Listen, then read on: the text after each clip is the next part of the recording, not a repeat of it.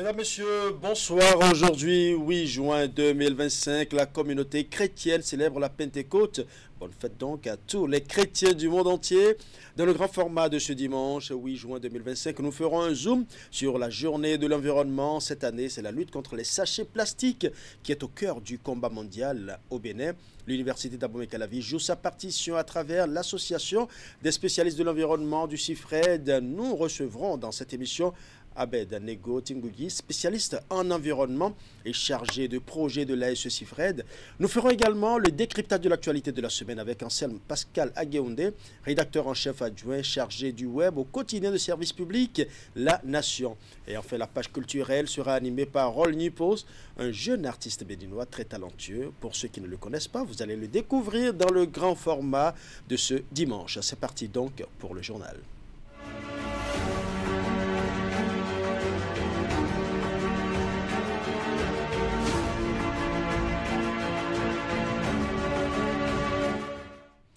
Au sommaire de cette édition, le dialogue communautaire sur l'impact des conflits liés à la transhumance et à l'extrémisme violent était au cœur d'une rencontre de 2 jours dans la commune de Kétou. Il s'agissait surtout de mettre en relief le rôle des femmes dans la prévention et la résolution de ces conflits. C'est une initiative de la commission de la CEDEAO mise en œuvre par le réseau Paix et Sécurité des femmes de l'espace CEDEAO. Les détails dans un instant. Et pendant ce temps, le président du Conseil économique et social poursuit sa tournée nationale à travers les différentes communes du Bénin. Pour sa 4e journée, Conrad Baguidi a pris part à la première session extraordinaire de la session mono du CES tenue à la préfecture de Lokossa. Nous parlerons également religion dans ce journal avec la communauté musulmane de Boïkon et d'Abomey qui était aussi en fête ce vendredi. Les fidèles ont célébré la Tabaski, entamée par la prière et bouclée par l'immolation des béliers par les imams des mosquées des 2 villes. Dans ce journal, les impressions de quelques personnalités présentes sur les lieux. Voilà pour le titre. Mesdames et messieurs, à nouveau bonsoir. La commune de Kétou.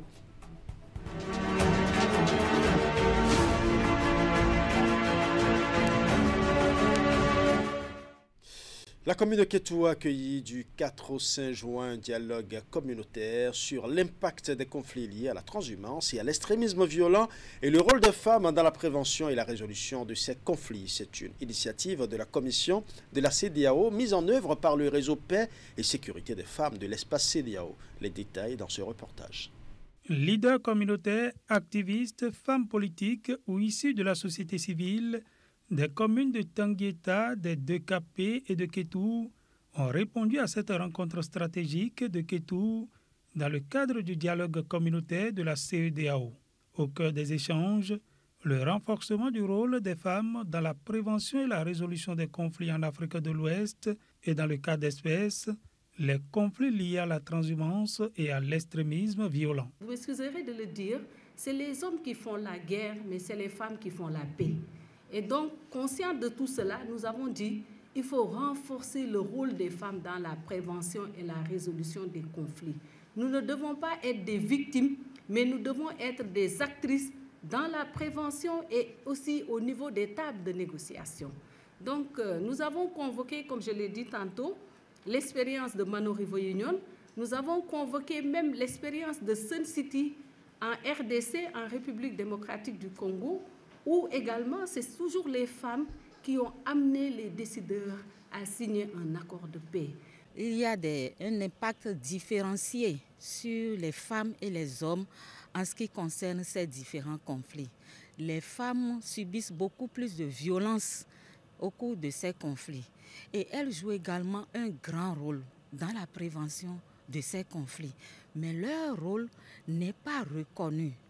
Donc c'est pour cette raison que nous sommes ici pour échanger et voir déjà les rôles qu'elles jouent, mais aussi trouver les voies et moyens pour renforcer ce rôle de prévention des conflits. Ce dialogue communautaire mis en œuvre par le réseau Paix et Sécurité des femmes dans l'espace CEDEAO, REPSFECO Bénin, est salué par les autorités de la commune de Kétou.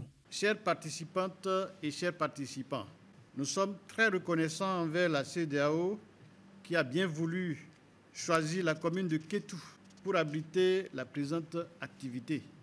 Une paix sans les femmes est une paix incomplète Et à Kétou, ce message a résonné avec force, car la CEDEAO entend davantage faire des femmes des piliers de la prévention et de la résolution des conflits liés à la transhumance et à l'extrémisme violent. Je l'annonçais en titre, Conrad Gbagidi poursuit sa tournée dans les différentes localités du Bénin. Il a été accueilli ce jeudi 5 juin par le coordonnateur CES Mono et l'ensemble des conseillers départementaux. C'est la 4e étape de la tournée nationale du président du Conseil économique et social. Une séance de travail couplée avec l'ouverture de la première session extraordinaire de la section Mono du CES tenue à la préfecture de Lokossa.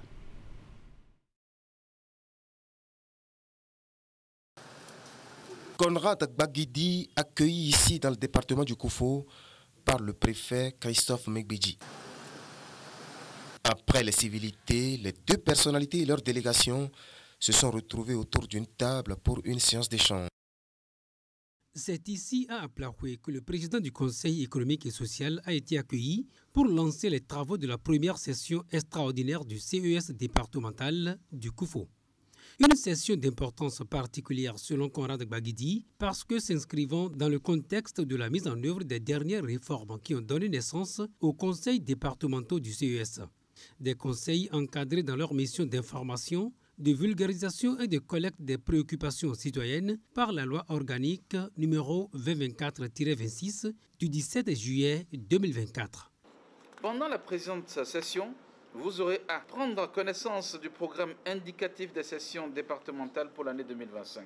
Faire l'appropriation des textes législatifs et réglementaires encadrant le fonctionnement du CES. Réaliser une séance d'imprégnation des populations sur les dispositions relatives à la sauvegarde des aires culturelles de notre pays et à la chefferie traditionnelle au Bénin. Ils auront également pour mission de s'approprier les sujets d'autosaisine et de collecter des informations au niveau départemental sur ces sujets en lien avec les attentes recueillies sur le terrain lors de la première tournée du Conseil économique et social. Cette session vous offre l'occasion d'initier ces actions à travers les travaux inscrits à l'ordre du jour et des communications en premier et deuxième volet viendront à compléter ces échanges. L'initiative de cette session du CES au niveau départemental s'accorde bien avec la vision du chef de l'État qui entend promouvoir un dialogue direct et une gouvernance participative en vue de renforcer l'implication des acteurs locaux dans la gestion des affaires publiques. Mais bien avant le jeudi, Conrad Gbagidi était avec sa délégation la veille, c'est-à-dire mercredi dernier, à l'ouverture de la première session extraordinaire du CES à Aplahoué dans le département du Koufo. Au menu de cette session, la vulgarisation de la nouvelle loi organique numéro 00-2024-26 du 17 juillet 2024. Nous allons suivre. Conrad Gbagidi, accueilli ici dans le département du Koufo par le préfet Christophe Megbedji. Après les civilités, les deux personnalités et leurs délégations se sont retrouvés autour d'une table pour une séance d'échange. Au menu, des questions de développement. À la tête d'un département connu comme un grenier agricole, l'autorité préfectorale n'a pas hésité à exprimer la doléance la mieux partagée ici. Le Koufo est un département, comme vous le savez déjà, Monsieur le Président, le Koufo a de petits soucis sur le plan agricole.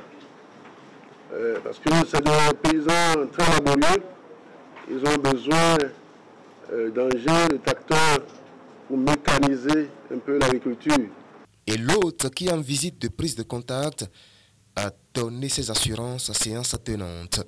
Le CES est une institution en action. Dans cette action-là, nous allons nous accorder avec ceux qui sont ici aujourd'hui pour se dire que les priorités qu'on a identifiées sont bien connues. Et c'est sur celles-là que nous allons revenir pour travailler avec nos collègues du département, de manière à ce que les résultats puissent être visibles. Les sujets en question, il ne s'agira pas pour nous de leur apporter des solutions. Il n'y a pas de baguette magique. Mais nous allons, dans notre causerie, réagir sur les sujets un peu à chaud, peut-être même vous permettre également de les ajuster. Et après ces réactions-là, on va passer aux priorités Et une fois que nous avons arrêté ces priorités, nous aurons 3 manières différentes de revenir en mode solution sur les sujets. Après le Koufou, le président du Conseil économique et social a mis le cap sur le mono voisin. Ici aussi, Conrad Baguidi et sa suite ont échangé avec les membres de la conférence administrative départementale sur des questions touchant la vie des populations. Des doléances ont été recensées avec la promesse que le Conseil économique et social jouera sa partition dans le combat pour le mieux-être des populations béninoises. Et pendant ce temps, le ministre conseiller aux infrastructures et au cadre de vie était ce jeudi sur le pont de Wamé 2, alerté par les grognes des populations relatives à la défectuosité des voies d'accès à l'ouvrage. Jacques Ayadi est allé rencontrer les populations de Wamé pour leur apporter tout le soutien du gouvernement, très attentif à leurs conditions de vie. Nous allons suivre. Cette descente de Jacques Ayadi sur le pont de Wamé 2 fait suite aux grognes des populations qui ne profitent pas encore pleinement de l'ouvrage. Ce n'est pas les autorités que nous sommes qui vous ont appelé directement. C'est parce que vous avez écouté le cri de cœur de la population, ce qui vous a fait déplacer ici aujourd'hui.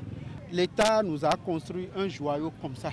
Et tout juste après avoir mis les goudrons là, peu de temps après, la voie a commencé par dégrader, ce qui cause assez d'accidents. Tel que mes prédécesseurs l'ont dit, c'est le bout qui reste là. On a du goudron qui est un peu joint au pavé. Donc ce n'est pas bien collé. Je ne suis pas technicienne. Vous avez déjà diagnostiqué ce qu'il faut faire pour que nos paisibles populations puissent quand même jouir de cette voie-là. Au lendemain de la mise en service du pont de Wamé 2, le ministre conseiller aux infrastructures et au cadre de vie avait négocié et obtenu de porter au Bénin l'aménagement provisoire des 2 accès à l'ouvrage. Les populations avaient l'impression que les voies d'accès étaient déjà réalisées et qu'elles ne sont pas durables. Ce n'est pas le cas. Ce qui est fini, complètement fini au niveau du pont de Wamé, c'est l'ouvrage lui-même. Et cet ouvrage est achevé depuis février 2023. Ces voies d'accès ne sont pas encore réalisées. C'est l'entreprise Porteo qui nous a aidés gratuitement à faire d'abord ça pour permettre aux populations d'être en train d'utiliser ces voies d'accès dans cet état-là. Et ce que les populations déplorent aujourd'hui, c'est que ces nids de poules, après les pluies là, lorsqu'ils sont remplis d'eau, ils n'arrivent pas à savoir qu'il y a de nids de poules là, et puis ils tombent dedans par inadvertance. Et ça crée des accidents, il y a même des pertes en vies humaines. Face à cette nouvelle situation à Wamé, l'entreprise Sogias Atom qui a réalisé l'ouvrage a été sollicitée pour procéder sans délai au bouchage des trous en attendant que les 2 accès au pont soient aménagés en matériaux définitifs. Autre volet de l'actualité nationale, à l'instar de leurs frères et sœurs du monde entier, les fidèles musulmans de Boïko et d'Abomey étaient aussi en fête ce vendredi. Ils ont donc célébré l'Aïd el-Kébir, autrement dit la Tabaski. Les festivités ont démarré par une prière sur les places Idi. Le moment d'évocation s'est soldé par l'ultime geste qui caractérise cette fête, l'immolation des béliers par les imams des mosquées des 2 villes. Les séances de prière ont également connu la présence de plusieurs autorités.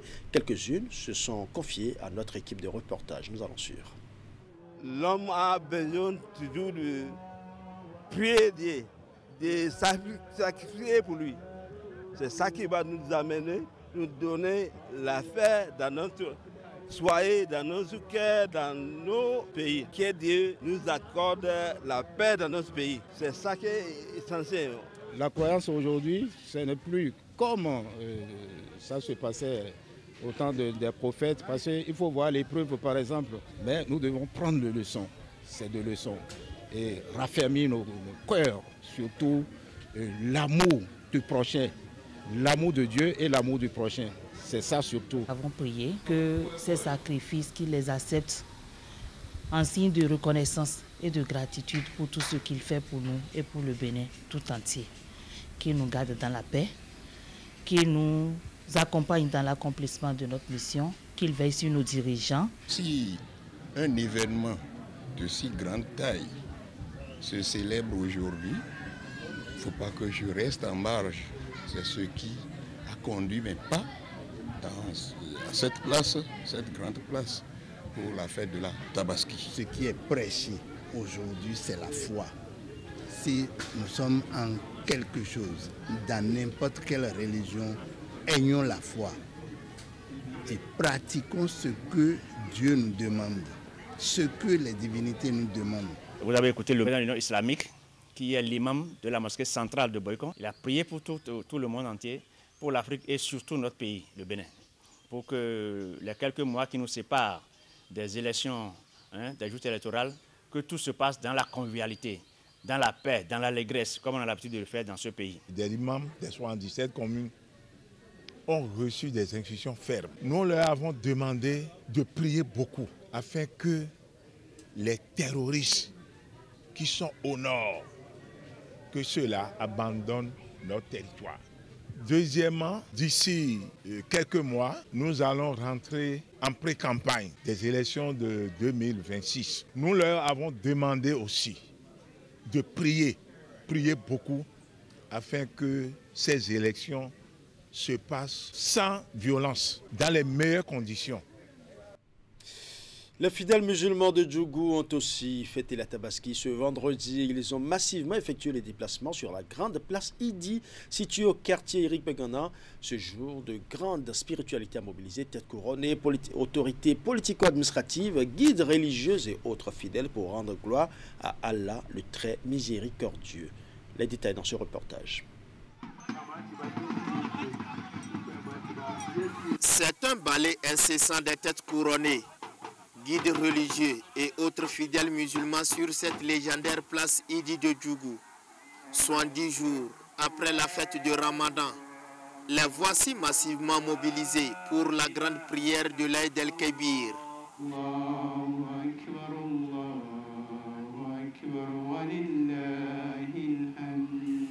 Invocation, zikr et litanie. Chaque fidèle cherche ainsi l'agrément d'Allah. Jour spécial de communion, de fraternité, de solidarité et de partage. Cette grande fête est célébrée en souvenir du sacrifice du prophète Ibrahim. Ô musulmans, Allah a légiféré pour vous en ce jour un certain nombre d'œuvres de rapprochement et l'obéissance. Et cela du fait qu'Allah a ordonné à Ibrahim alayhi salam de sacrifier son fils Ismaïl à Allah, que la paix soit sur eux. Mais par la grâce d'Allah, lorsqu'Ibrahim se soumit à Allah, Allah racheta Ismaïl de façon symbolique par une immense bête de sacrifice. Retenez enfin, fidèles musulmans, que le sacrifice ne doit être égorgé que s'il est saint et rigoureusement après la prière de l'Aïd. Allah est le plus grand. Allah est le plus grand. Allah est le plus grand. Ô serviteurs d'Allah, la prière est le pilier central de l'islam. Elle éloigne de l'obscénité et du mal. Pour finir, je vous exhorte à faire preuve de piété envers les parents, à veiller sur les liens de parenté, à la bienveillance envers les orphelins et les proches. Une fois la mise en place terminée, c'est la concentration dans la prière.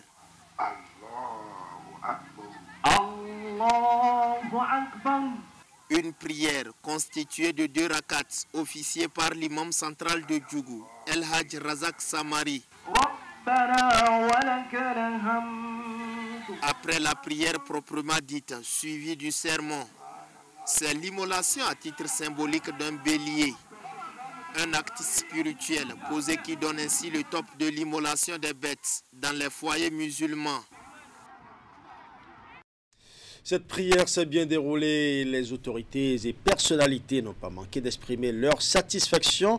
Elles ont également profité pour prier pour la paix avant, pendant et après les élections générales de 2026 qui s'annoncent.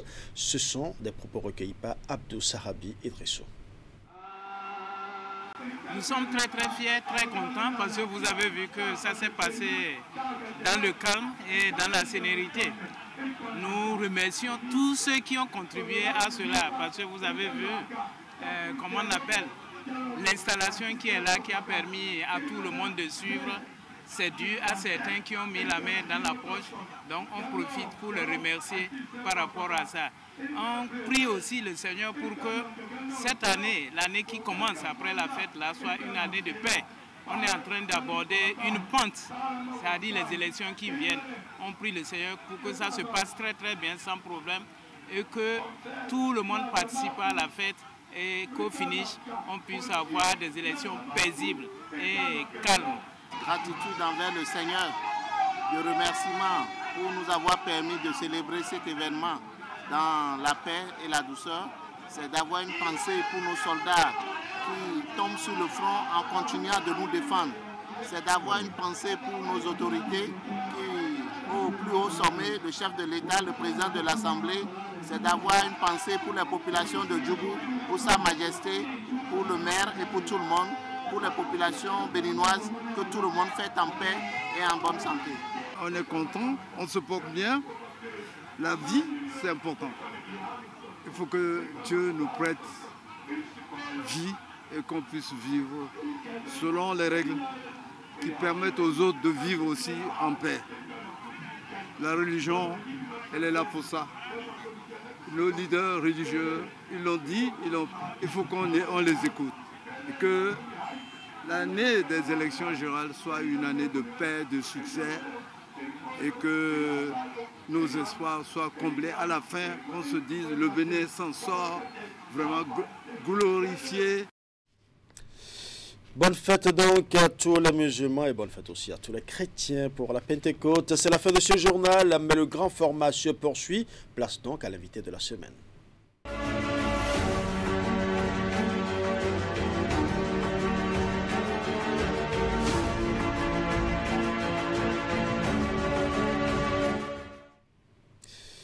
Le monde entier a célébré la journée de l'environnement. La lutte contre les sachets plastiques était au cœur du thème de cette année. Au Bénin, l'université d'Abomey-Calavi, par le truchement du CIFRED, joue également sa partition. Nous allons en parler justement avec notre invité, Abednego Tengougui. Bonsoir. Bonsoir, monsieur le journaliste. Vous êtes spécialiste en environnement et chargé de projet de l'ASE CIFRED. Avant de parler justement de la journée de l'environnement, je voudrais bien que vous nous présentiez un peu plus le CIFRED, sa particularité et les offres de formation. Ok, bonsoir, chers téléspectateurs, chers téléspectatrices. Moi, c'est Tengougui Maoutour Abednego. Je suis spécialiste en environnement. Le CIFRED, comme toutes les autres écoles de formation, c'est une école qui est créée depuis 2000.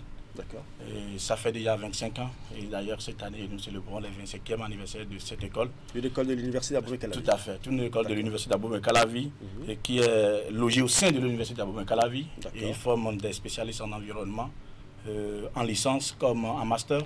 Il y a 3 pôles de formation. Un pôle de formation en année de licence qui est seulement la santé, hygiène et environnement en année de licence. Mais pour le master, nous avons 2 pôles de formation. Il y a une formation en environnement, santé et développement durable et une formation en environnement, géosciences et le développement durable. Voilà un peu l'école de notre formation. Voilà. Je sais qu'au sein du site du CIFRED, vous êtes réunis en association des spécialistes en environnement à ce CIFRED. Quel est le but de cette association et qui en fait partie? Évidemment, depuis 2023, cet événement a eu lieu. Évidemment, c'est pas venu du hasard, effectivement. C'est venu d'un groupuscule qui ont réfléchi, histoire de marquer leur passage à cette école, au CIFRED, tout à fait. Et nous avons essayé quand même de commencer par réfléchir. Qu'est-ce que nous pouvons faire pour impacter notre environnement en tant que spécialistes formés au CIFRED? Et c'est ça qui a fait que nous avons pensé à cette journée de l'environnement. Et c'est ça qui a donné plus tard la création de l'association des spécialistes de l'environnement de notre cher centre interfacultaire de formation et de recherche en environnement pour le développement durable, abrégé à CIFRED. On sait que la communauté internationale a célébré cette semaine la journée de l'environnement. Le thème de l'édition 2025 est axé sur la lutte contre les sachets plastiques. Que vous inspire ce thème et quelle est sa pertinence? Oui, tout à fait. Aujourd'hui, nous observons les sachets plastiques comme une pollution qui devient de plus en plus alarmante. Et cette année, l'ASE CIFRED n'est pas resté à la marge de cette célébration de cette journée mondiale. Et nous sommes invités, nous avons envoyé 2 représentants et nous sommes restés aux côtés des Nations Unies le 5 passé pour faire toyer ces festivités. Effectivement, c'était un moment qui nous a permis de réfléchir sur qu'est-ce que nous pouvons faire pour vraiment éliminer les déchets. Et il faut résumer cet atelier en disant que cette année, les Nations Unies ont compris l'enjeu et l'ampleur des déchets plastiques et ils ont pensé qu'en dehors de la réutilisation, en dehors de la réduction et en dehors des recyclages, il faut tout faire pour passer au refus des sachets plastiques. Donc du coup, on est passé du système des 3 R au système des 4 R désormais. C'est vrai que vous parlez du refus des sachets plastiques et cela me fait légèrement sourire parce qu'au Bénin, des dispositions sont prises pour lutter contre les sachets plastiques. Il y a d'ailleurs tout un arsenal juridique pour accompagner et encadrer justement cette lutte. Mais sur le terrain, l'application des tests reste encore invisible. Les sachets plastiques circulent abondamment, même si seulement quelques artistes ont trouvé la formule de recycler ces sachets plastiques en les transformant en œuvres d'art. Ça reste quand même le plus gros déchet que les pays traînent quand même. Oui, tout à fait. Et effectivement, au Bénin, ça pose toujours un problème. Mais aujourd'hui, quand nous parlons par exemple d'abandon des sachets plastiques, ça pose vraiment un véritable problème. Et les raisons qui font que ça tarde à prendre au Bénin, c'est notamment les habitudes ancrées. Et en dehors des habitudes ancrées, il y a le coût des alternatives. Pourquoi? Le coût des alternatives. Et en dehors de ça, les difficultés liées à l'application des lois et tests qui sont votés comme réglementation. Oui, mais si les lois sont déjà votées, entérinées, mais qu'est-ce qui empêche qu'on les applique? Oui, tout à fait. Vous savez, lorsque nous parlons par exemple des habitudes ancrées, et c'est le fait qu'aujourd'hui, l'utilisation des sachets plastiques devient chose récurrente, chose courante. Quelque chose d'habitude. Du coup, l'abandonner, le refuser sous toutes ces formes, pour le Béninois, ça demande un changement de comportement. Et du coup, s'il s'agit d'un changement de comportement, c'est forcément, ça doit prendre du temps avant d'intégrer le système cognitif de tous les Béninois. Mais en dehors de ça, lorsque nous parlons par exemple du coût des alternatives, c'est le fait que si aujourd'hui nous disons, nous allons refuser les sachets plastiques sur toutes ces formes, alors quelles sont les alternatives possibles? Lorsque nous allons par exemple parler par exemple des sacs écologiques, des sacs dégradables, est-ce que la résistance peut vraiment permettre à toutes les manufacturations, tous ceux qui l'utilisent en entreprise, de pouvoir quand même répondre à tout ce qui est exigence, à tout ce qui est efficacité. Selon les normes. Voilà. Est-ce que c'est possible? Cette question reste toujours à réfléchir. Et aujourd'hui, lorsque nous allons parler par exemple des difficultés au niveau de l'application de la loi, et nous sommes rendus compte qu'au niveau de la loi, au niveau des petites et moyennes entreprises, dans le secteur commercial, c'est très difficile. C'est très difficile. C'est ça qui a fait même que le gouvernement, que je profite pour saluer pour ses efforts qu'il essaie quand même de faire en ce sens. Et lorsqu'il a commencé par faire des répressions, ils se sont dit, mais il ne s'agit pas peut-être d'aller prendre la bonne dame qui est en train de manipuler quelques sachets. Mais le problème, c'est d'aller attaquer par exemple les grossistes. Parce que vous voyez, et du coup, ça fait que ils ont commencé par bloquer au niveau des frontières. Et ça a commencé par s'éliminer un peu. Mais il faut avouer qu'aujourd'hui, ça reste toujours un véritable problème. Et la question on continue toujours par réfléchir, histoire de voir comment ça peut évoluer. Oui, on sait que c'est toujours un véritable problème parce que le sachet plastique circule, on est à la barbe de tous. Mais nous savons aussi que l'Université d'Abomey-Calavi exprime à sa manière, sa griffe pour la journée mondiale de l'environnement à travers votre association. En quoi consiste cette touche de la journée de l'environnement à l'Université d'Abomey-Calavi? Oui, merci beaucoup, monsieur le journaliste, parce qu'il s'agit de là, en fait, la spécialité ou bien la spécificité de notre événement de 12 et le 13 prochain, et le 13 juin prochain. Il faut avouer que depuis 2023, l'association des spécialistes de l'environnement de l'ASE-CIFRED a commencé par réfléchir pour voir quelles sont les solutions que nous pouvons apporter aux problèmes environnementaux. Et chaque année, nous faisons l'effort, le minimum, histoire de pouvoir apporter notre contribution à l'édifice pour régler le problème de tout ce qui est pollution, de tout ce qui est protection et sauvegarde de l'écosystème de notre environnement. Oui. On sait que le thème retenu cette année, c'est la terre. Prenons-en soin pour le développement durable. Que comprendre par ce thème et pourquoi précisément ce choix? Oui, évidemment, quand nous parlons de ce thème, c'est un thème qui englobe tous les autres thèmes qui sont en train d'évoluer cette année sur le plan national ou international. Y compris les sachets plastiques. Tout à fait, tout à fait. C'est ça qui a fait même que notre communication inaugurale cette année parle plus de tout ce qui est déchets plastiques. Ouais. Et vous allez voir, et nous avons parlé d'un thème très pertinent, que on trouve cela très pertinent parce qu'on parle des écosystèmes aquatiques face aux déchets plastiques. D'accord. Comment réorganiser la chaîne de la production et de la consommation pour limiter les dégâts environnementaux. Vous voyez, et ce serait animé par le docteur Flavien Dovounou, qui est maître de conférence aux universités de Cames. Il est aussi enseignant-chercheur du département de l'hydrologie et de gestion de ressources en eau et de l'Institut national de l'eau. d'Abo Mekalavi en fait. Nous saluons au passage Dr Flavien Dovounou qui est souvent passé sur notre plateau ici. Et certainement que nous ne prendrons pas assez à cette communication. Des activités, on sait qu'il y en a certainement, des activités sont certainement prévues pour cette troisième édition, parce que vous êtes déjà à la troisième édition justement de la journée de l'environnement à l'université d'Abo Mekalavi.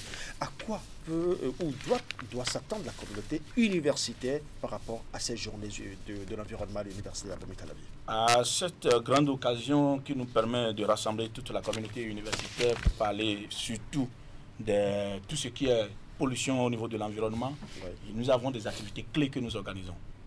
Comme activité clé, il y a la mise en terre de plus de 1000 plants qui aura lieu cette année dans la commune de Soava et qui a été avec la collaboration du maire de Soava qui nous a mis ainsi de plus d'un hectare à disposition pour le reboisement. Et ce n'est que des étudiants qui vont le faire ou d'autres personnes également? Oui, il y a la grande partie des étudiants, mais nous sollicitons aussi la main d'œuvre communautaire qui nous accompagne aussi dans ces initiatives-là. Et ça nous permet de régler tout ce qui est empreinte carbone, effet de serre et tout. Et c'est notre façon quand même d'apporter des solutions à ce cas. À cela s'ajoute encore aussi, il y en aura une caravane à l'université d'Abo Mekalavi qui va nous permettre de sensibiliser toute la communauté universitaire, de les appeler, de les informer de ce grand jour. Mais en dehors de ça, il y en aura des conférences publiques pour parler de tout ce qui est problème environnemental ou environnementaux, et ça va nous permettre quand même d'édifier les étudiants, de leur parler de tout ce qui est problème, comment il faut sauvegarder l'environnement, comment nous pouvons apporter nos pierres à l'édifice. Mais en dehors de ça, ou bien à côté de ça, il y a aussi la foi environnementale que nous faisons.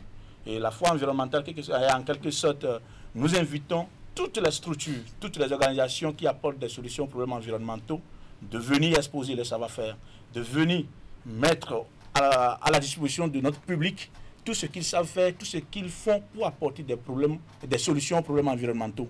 Et à ce grand jour, il y a beaucoup quand même, à l'instar de Biophyto, il y a Ecotes, il y a Casagrande qui est notre partenaire, qui est un grand de nos partenaires. Il y a beaucoup qui sont invités. Mais en dehors de ça, c'est un jour où nous essayons quand même de mobiliser plus de 500 étudiants. Nous demandons, puisque c'est aussi une période où il y a beaucoup de pluie, et il y a aussi des cas d'anémie dans les formations sanitaires. On a réfléchi, on a dit, mais c'est mieux quand même de voir s'il y a des étudiants volontaires qui peuvent quand même faire des dons de sang. Et on met ça à la disposition des formations sanitaires pour quand même contribuer à notre formation à l'innovation sociale.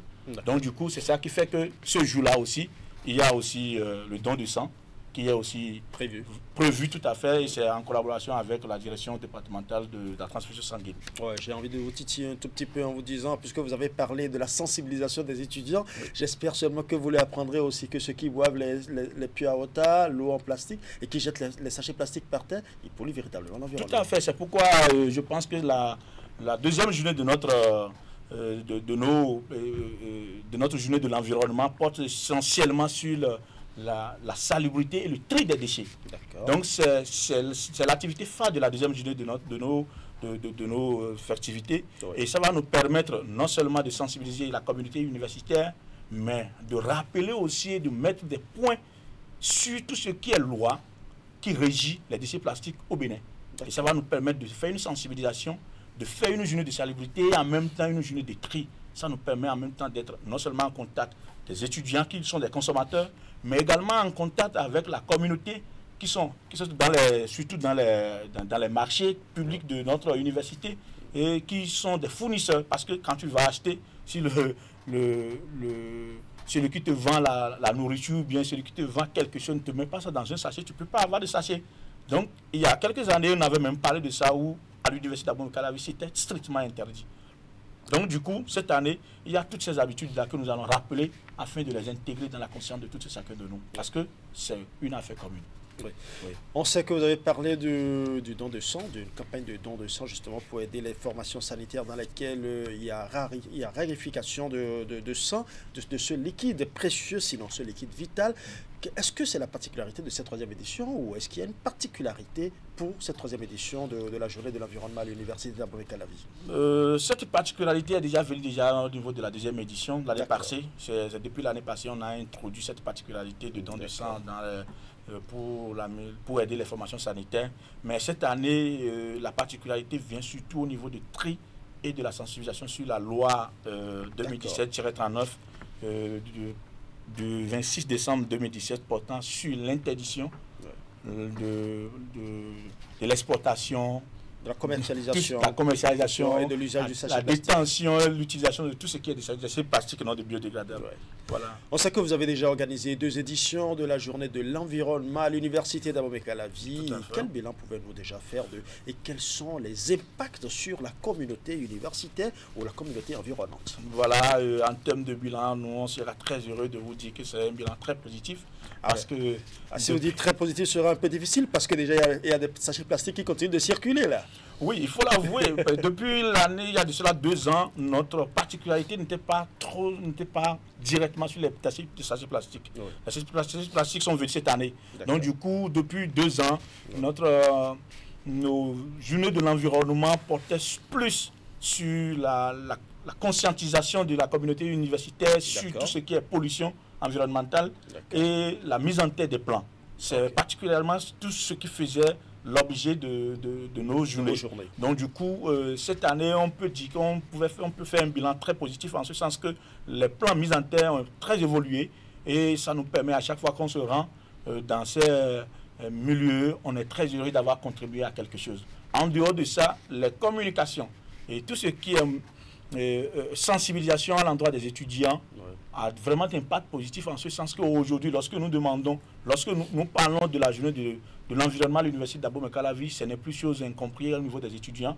Je me rappelle au niveau de la première et de la 2e édition, c'est nous qui se chinons pour dire, bon voilà, il y a journée. Mais cette année, on est très surpris où des étudiants nous appellent pour dire, mais c'est quand votre journée de l'environnement, quand est-ce qu'on pourra avoir l'occasion de se regrouper pour parler de tout ça? Donc du coup, on s'est rendu compte que toutes les communications passées, toutes les actions, toutes les innovations qui ont accompagné cette journée ont vraiment de fruits.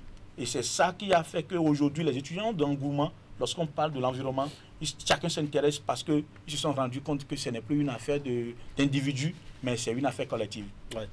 Abednego Tengougui, très rapidement, un mot à l'endroit de toute la communauté universitaire et à tous ceux-là justement qui sont intéressés par l'environnement parce que c'est l'affaire de tout le monde, je crois. Tout à fait. Si nous pouvons passer vraiment un mot à tous, c'est le moment peut-être de remercier à tous nos partenaires, surtout le recteur de l'université d'Abomey-Calavi, sans oublier tous ceux qui nous accompagnent, le directeur de notre centre de formation CIFREL, le docteur Bouraïma Yabi, et son adjoint, le professeur Johnson aussi, et tout cela qui nous accompagne. C'est un collège de professeurs, je vois. Tout à fait, tout à fait. C'est rien que des gens qui sont petits, doués d'informations et de compétences. Donc du coup, ils nous ont légué ça et ce sont eux qui nous incitent toujours à mieux faire.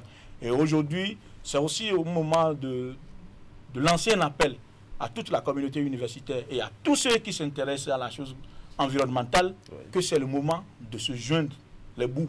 C'est le moment de se joindre la main, histoire de pouvoir quand même porter plus haut tout ce que nous pensons, et réfléchir à mieux et porter vraiment rien que des solutions aux problèmes environnementaux, du moins. Ouais. Donc du coup, je pense que tous ceux qui sont nos partenaires, Casa Grande, Biophyto, Cotes, c'est des partenaires, je ne peux même pas tout citer, les Nations Unies. C'est déjà bien que vous portiez justement les messages, ou du moins les connaissances qui vous ont léguées par vos professeurs. Merci à tous ces professeurs qui accompagnent ces jeunes, qui veulent beaucoup plus accompagner justement l'environnement, la protection de l'environnement. Merci à vous, Abednego Tengougui. Je rappelle que vous êtes spécialiste en environnement et chargé de projet de l'ASE CIFREL. De bonne continuation à vous dans la lutte pour la préservation de l'environnement. Merci. Oui. Mesdames et messieurs, dans quelques minutes, nous allons recevoir notre artiste Rol Nipos, ce jeune compositeur, chanteur, interprète dont le talent commence par se faire savoir hors de nos frontières. C'est avec lui que nous allons boucler notre émission. Tout de suite, nous allons faire d'abord le point de l'actualité de la semaine à travers la revue de presse hebdomadaire de Asomokani Asiongbon. Le temps d'installer notre invité média, celui que nous recevons aujourd'hui, répond au nom de Anselme Pascal Agueonde, rédacteur en chef adjoint, chargé du web au quotidien de service public et La Nation. Suivant.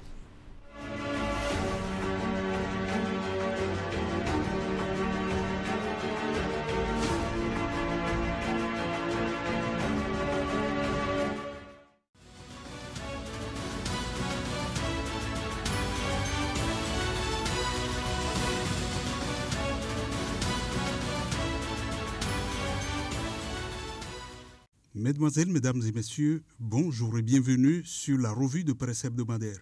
Fraternité invitait à constater une poursuite des bonnes mœurs sans faille. Patrice Talon, malgré le spectre de la fin de régime, ne ralentit point dans sa détermination de révéler le Bénin et d'être porté en triomphe. Jusqu'ici, rien ne l'arrête ni le distrait. À moins d'un an de la fin de son second et dernier mandat, il donne encore des signes d'un engagement sans relâche pour l'achèvement de son programme d'action. La preuve, les chantiers s'ouvrent et les infrastructures continuent de sortir de terre. En clair, la gouvernance reste en mouvement avec la même motivation. Comme au premier jour, le président tient fermement à sa feuille de route. Cela signifie que, contrairement à ses prédécesseurs, le chef de l'État a réussi à mettre fin au tintamarre politique de fin de mandat, une bruyante habitude qui met à mal l'action publique. Ainsi, par le passé, les anciens présidents à l'ère du renouveau démocratique l'ont subi surtout dans les derniers virages de leur régime, notamment les avant- et dernières années. Le matinal soulignait pour sa part qu'après un premier quinquennat fait d'importantes réformes dans le secteur de la justice, le deuxième quinquennat s'annonce tout aussi prolifique. Le programme d'action du gouvernement 2021-2026 prévoit 61 milliards de francs CFA pour poursuivre le chantier de la modernisation, de l'accessibilité et de l'indépendance de la justice. Il est envisagé entre autres la réforme de la Haute Cour de justice, la construction de nouvelles juridictions et de nouveaux établissements pénitentiaires.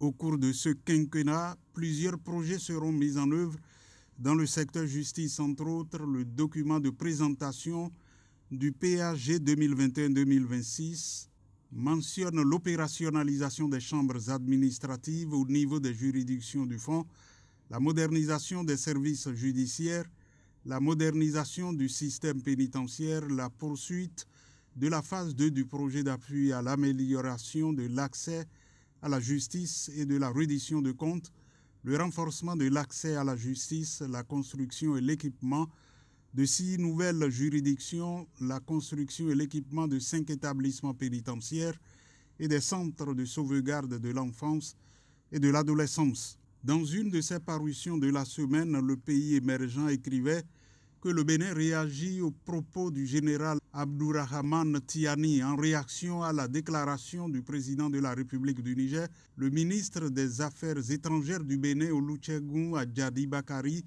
a effectué dimanche une sortie médiatique pour mettre les choses au clair. La fermeture de la frontière entre les deux pays, la réduction de la carte diplomatique ayant permis d'économiser 6 milliards par an, l'envoi des troupes béninoises en Haïti, voilà entre autres les sujets abordés par le ministre sur l'émission Grand Format de BIP Radio. Olusegun Adjadi Bakari a évoqué la résilience du peuple béninois face au maintien de la fermeture de la frontière côté Niger. Fraternité de renchérit que la réponse du Bénin portée par son chef de la diplomatie, Olusegun Adjadi Bakari, n'a pas tardé à inviter dans les médias le dimanche 1er juin, après la sortie du président nigérien. Le ministre a déploré une situation regrettable, mais a tenu à rassurer. La frontière du côté du Bénin est ouverte. Nos frères du Niger ont encore quelques difficultés, on va la dire comme ça. Le ministre réfute ainsi toute polémique. Il appelle à privilégier l'intérêt des peuples des deux pays qui attendent des solutions concrètes plutôt que des échanges d'invectives. Il a également reconnu le droit souverain du Niger de faire partie de l'Alliance des États du Sahel, en soulignant que cela ne devait pas compromettre les liens de bon voisinage. Le Bénin appelle à la raison face à l'inflexibilité du Niger. Le matinal, de son côté, rapporte que le vendredi 30 mai 2025, un séminaire tripartite s'est tenu au palais de la Marina à Cotonou à l'initiative du président de la République, Patrice Talon. Objectif, définir les grandes orientations de la nouvelle mandature du Conseil économique et social et élaborer sa feuille de route. La rencontre a réuni autour du chef de l'État le président de l'Assemblée nationale, Louis Vlavonou, le président du CES, Conrad Gbagidi, les membres du gouvernement et ceux du CES ainsi que plusieurs députés.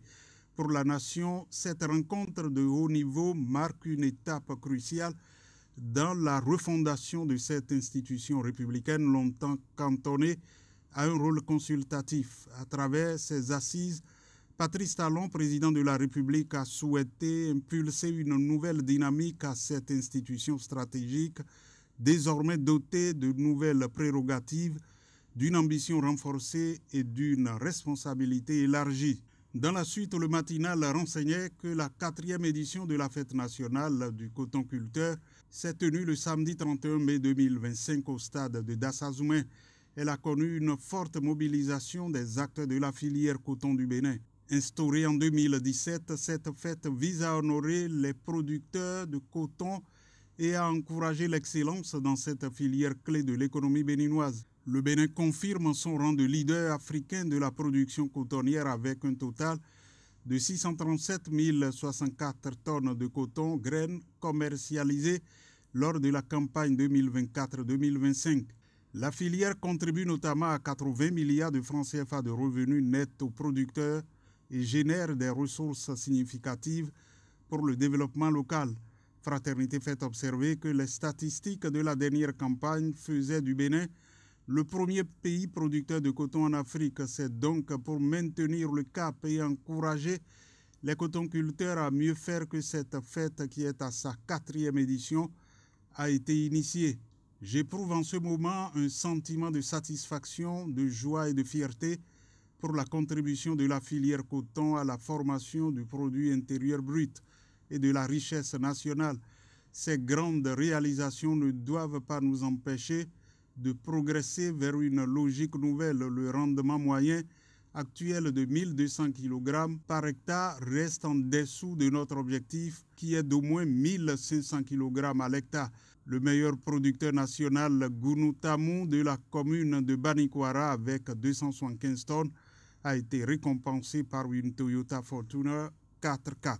Pour Matin Libre, gratifier les meilleures coopératives et les meilleurs producteurs afin d'instaurer en leur sein l'émulation nécessaire dans toutes les zones de production du coton pour des résultats plus appréciables année après année.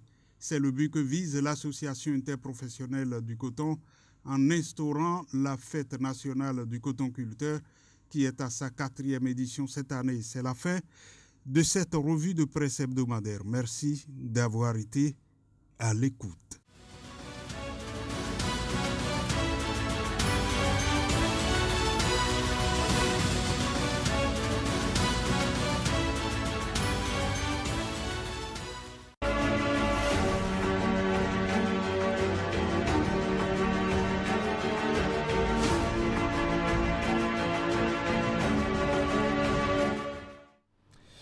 Place à présent au décryptage de l'actualité de la semaine. Bonsoir à vous, Anselme Pascal Agaoundé. Bonsoir Ulrich et bonsoir à nos téléspectateurs. Vous êtes rédacteur en chef adjoint chargé du web au quotidien de service public La Nation. Merci d'avoir accepté notre invitation. C'est toujours un plaisir. Premier sujet pour vous, vous avez certainement suivi les dissidences qui s'observent actuellement au sein de l'Union progressiste, le renouveau avec le feuilleton Maître Adrien Roumbédi et le PRD.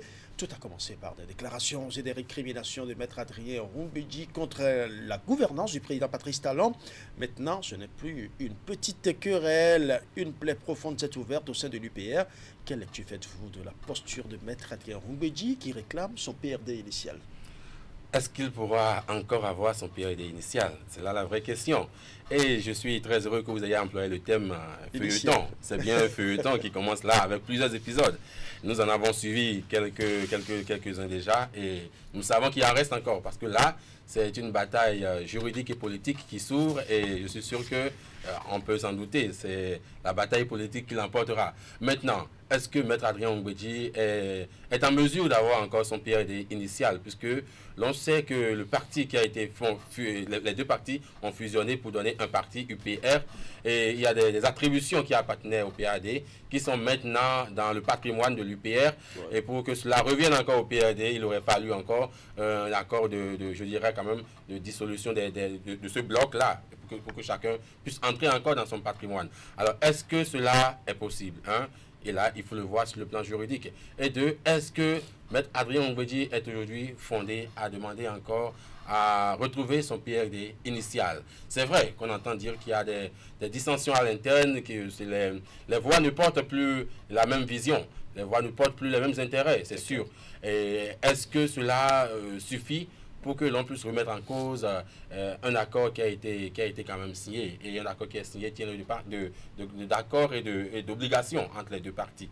Moi, ce qui me froisse un peu, et je pense qu'il faut en parler, c'est vraiment ce que je peux appeler un peu la légèreté de l'administration publique par rapport à la gestion de ce dossier-là.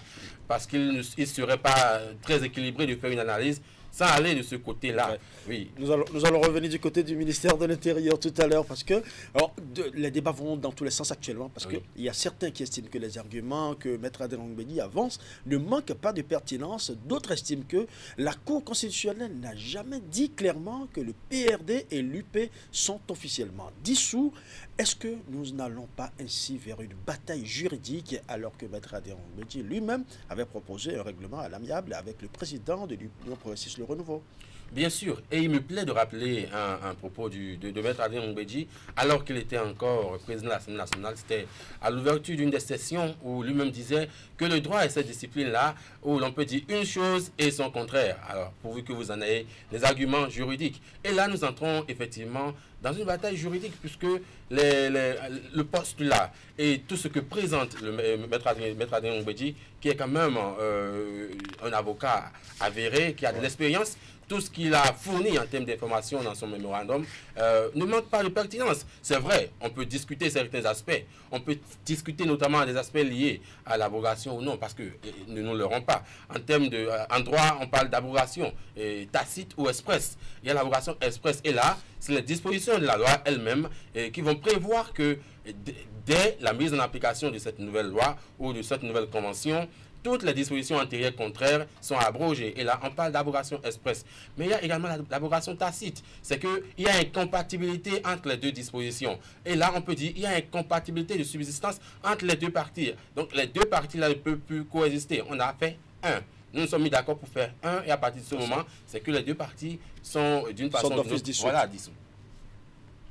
Est-ce que le ministère, vous avez commencé par en parler tout à l'heure, est-ce que le ministère n'a pas commis le péché de délivrer le récépissé final plus de 5 jours après la fusion du PRD et de l'UP? Est-ce que l'amalgame de crise n'est pas à ce niveau précisément? Voilà, et moi je pense que c'est là toute l'erreur. Je vais dire toute l'erreur, c'est tout simplement. C'est là toute l'erreur, parce que le ministère administration publique doit avoir quand même la suite dans les actions. Vous avez quelqu'un qui a déposé une déclaration de parti, en tout cas une déclaration de conformité, puisque il y a une réforme qui a été opérée et cette réforme a fait disparaître beaucoup de partis politiques. Donc les partis qui ont pu quand même s'aligner sur les nouvelles dispositions ont dû déposer maintenant les pièces pour qu'on vérifie vraiment s'ils sont en conformité. À ces partis-là, vous avez accordé d'abord un récépissé provisoire et après, ce qui doit suivre, c'est le récépissé définitif. Maintenant, si vous permettez à un parti avec un récépissé provisoire d'aller vers une fusion, et vous-même, vous certifiez cette fusion, parce que vous avez reçu les pièces, vous certifiez cette fusion-là, mais c'est après coup maintenant que vous donnez au parti là, le rang de parti reconnu au thème de la nouvelle loi. Mais c'est grave, ça veut dire que au départ, ce parti n'était même pas parti au contrat de fusion. C'est parce que pour être parti au contrat de fusion, il aurait fallu que vous soyez un parti constitué au thème de la nouvelle loi. Mais je constate que Mais le PAD n'était pas encore à la fin de son processus, je dirais, de conformité, de mise en conformité. Ce qui veut dire que ça pose un problème sérieux et qui pourrait devenir plus tard une jurisprudence. Parce que nous avons aujourd'hui, par exemple, un parti qui n'a que son récépissé provisoire, le libéral. Est-ce que le libéral, là où le libéral est aujourd'hui, peut se permettre de faire une fusion avec un parti politique? Parce que si on accepte que ce soit possible, c'est que le libéral aussi peut faire une fusion avec un parti politique. Sans avoir son récépissé avec son récépissé provisoire et avec le parti avec lequel ils se seraient fusionnés, ils peuvent maintenant avoir des représentants ils remplissent les autres conditions. Donc ça, c'est un problème vraiment sérieux. L'administration n'aurait pas dû délivrer 5 jours après la fusion, maintenant, un certificat définitif pour reconnaître que le PAD est un parti, alors qu'en temps, le PAD même n'existe plus. Ça veut dire que d'une façon ou d'une autre, c'est comme si l'administration aussi reconnaît que le PAD existe toujours et que le PAD est dans un processus et a fini ce processus après la fusion, ce qui est quand même un peu anormal. On sait que là, cette bisbille va drainer beaucoup de choses, mais quelle sera selon vous la suite de ce dossier? Et est-ce que c'est un combat perdu d'avance pour Maître Adrien Ngouedi ou est-ce qu'il a toujours des cartes à jouer? Alors, du point de vue politique, nous ne le rendons pas. C'est un combat presque perdu, sauf que il faut aussi entrevoir l'analyse du point de vue, je dirais, intérêt politique. Peut-être que s'asseoir encore à la table et redéfinir un peu les cartes, ça peut calmer un peu les égos, qui sait. Peut-être que, vous savez, nous sommes en train d'approcher vers 2026 et l'enjeu est de taille. Alors, est-ce que entre-temps, Maître Adrien Ngouedi n'a pas senti que son parti qu'il a fondu dans l'UP qui était plus grand, il faut le reconnaître aussi. Est-ce que Maître Adrien Ngouedi n'a pas senti à un moment donné qu'il était en train de perdre un peu de terrain, d'être marginalisé. Oui, d'être marginalisé. Donc peut-être que c'est aussi un appel de pied, que c'est le moment de revoir encore un peu les choses, de s'asseoir autour de la table pour que les ténors du parti puissent s'accorder autour d'un minimum. Et peut-être que quand cela sera fait, on aura peut-être droit à un règlement à l'amiable comme lui-même l'avait préconisé. Parce que là, il est clair qu'il y a au sein de ce grand bloc des dissensions. Et des dissensions d'ordre politique. Je pense que les arguments juridiques viennent simplement révéler une crise politique à l'interne et il faut des discussions politiques. C'est sur le plan politique que cette affaire va se résoudre, pas sur le plan juridique. Chacun va amener ses arguments et vous le savez, comme on l'a dit tout à l'heure, le droit, la discipline, vous avez les arguments pour et contre. C'est ce qui pèse le plus qui l'emporte. Mais là, je pense que c'est la question politique, le point de vue politique qui va pouvoir nous aider à régler ce problème. Donc vivement le règlement à l'amiable. Voilà. Deuxième sujet pour vous, la lutte contre le terrorisme au Bénin change de visage. Un nouvel homme fort est nommé à la tête de l'opération Mirador et de nouvelles stratégies sont certainement définies pour mieux sécuriser les zones frontalières. Et pendant ce temps, les terroristes continuent de frapper nos positions stratégiques dans le nord du Bénin. Comment faire pour venir à bout de ce fléau qui devient une menace persistante? J'avoue que ça devient effectivement une menace persistante et inquiétante. Parce que nous ne dirons pas que c'est faute de diligence et de stratégie que nous essuyons de lourdes pertes. C'est clair que les stratégies ne se sont pas avérées aussi efficaces que nous le pensions. Parce que si de janvier à ce jour, nous avons pu enregistrer une perte avoisinant 80 tout au moins. Parce qu'on a parlé de 28 soldats en janvier et on parle d'un chiffre beaucoup plus grand. Mais bon, on prend les chiffres officiels. 28 en janvier, après on parle de 58 en avril.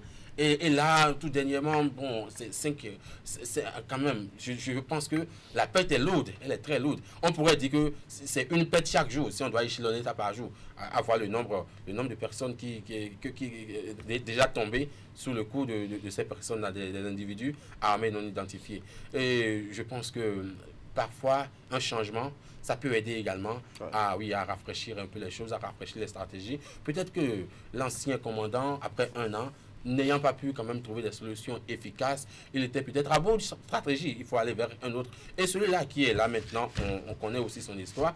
Et c'est le deuxième homme fort quand même de la garde nationale. Et il a dirigé également le Prytanée militaire. Et on va lui faire confiance et essayer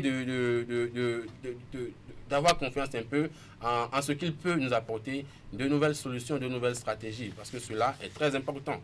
Aujourd'hui, ce qui désole le plus, c'est de voir que nous essuyons des pertes et parfois, c'est comme si c'était sur un terrain où nous n'avons aucune préparation. Parfois, on a l'impression que ça nous tombe dessus, simplement.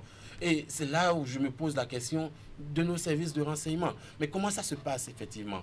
Il faut que les stratégies soient renforcées à ce niveau-là. Il faut que nous arrivions à anticiper parce qu'on ne peut pas être simplement dans la défensive. Il faut anticiper. Et anticiper, c'est d'avoir des renseignements costauds. Et là, vraiment se trouve le nœud gordien même de la résolution de ce fléau. Oui, quand vous parlez d'anticiper, moi je pense plutôt vous demander, selon vous, comment peut-on se débarrasser de ces anges de la mort qui sèment partout où ils passent terreur et désolation.